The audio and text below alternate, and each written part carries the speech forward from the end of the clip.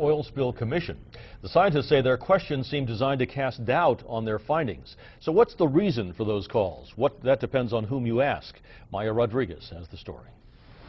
As the oil spill unfolded, scientists from research institutions around the country descended on the Gulf to witness what ended up becoming an unprecedented environmental event. Right now, the Gulf is basically a big experimental laboratory.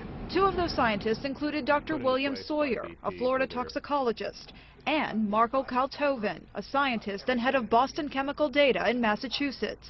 Both were hired by a New Orleans-based law firm to collect and analyze samples of water, sand, and sea life affected by the spill.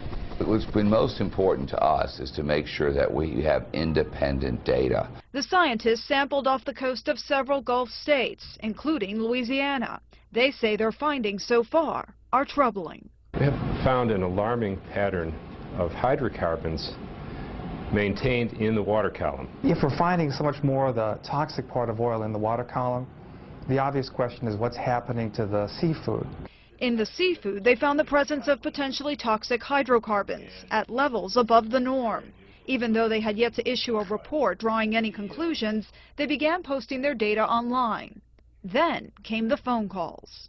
We were contacted by the National Commission on the BP oil spill. President Obama created the commission to look into the oil spill, but the two scientists say the commission's phone calls were unsettling. I explained the work, but there seemed to be a grave concern as to why we are finding contamination, as there was sort of a loaded question. And then the questions were geared towards sampling permits. The question, did they have the proper permits to do their sampling? They said they did. The second thing we were asked is, do we believe that our data shows that the federal data is wrong? And the last thing, of course, is the National Commission impugned my reputation and said that they were trying to determine if we were sampling illegally. The attorneys told Kaltoven they were responding, quote, to a constituent complaint from a food distributor.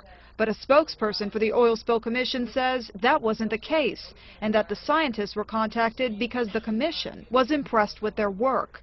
Yet that wasn't the impression left with either one of the scientists, one of whom retained a lawyer. If we don't get the data out to people, how will they decide whether or not it's going to be safe?